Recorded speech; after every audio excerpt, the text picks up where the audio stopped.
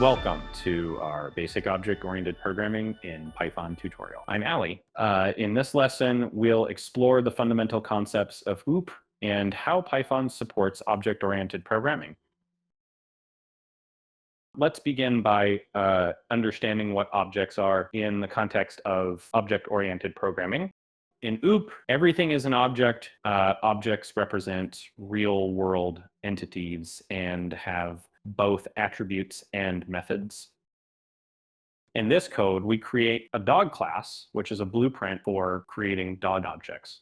We then create instances of the dog class, each representing a specific dog.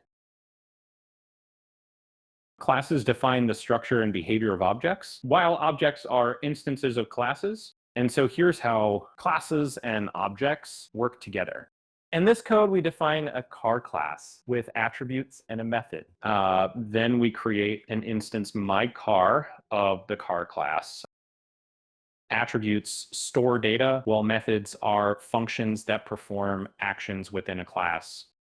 Now let's see how attributes and methods are used. Here, we access the make attribute and call the start engine method on myCar.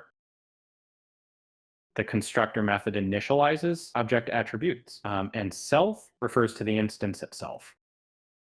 Here's how the constructor and self work.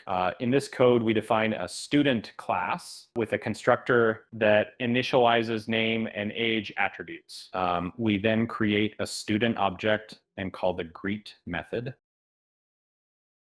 Inheritance allows you to create a new class based on an existing class, inheriting its attributes and methods. Let's explore inheritance. So here we have an animal class with name and speak methods. Dog and cat classes inherit from animal and provide their own speak methods. Polymorphism allows objects of different classes to be treated as objects of a common superclass. Let's see how polymorphism works. And in this code, we define a function animal sound that takes an animal object and calls it speak method. This demonstrates polymorphism, where dog and cat objects can be treated as animal objects. Encapsulation is the practice of hiding the internal details of an object and providing a controlled interface. Here's how encapsulation works. In this code, we encapsulate the bank account class by using underscore prefixes for attributes. We provide controlled access to the balance, deposit, and withdrawal.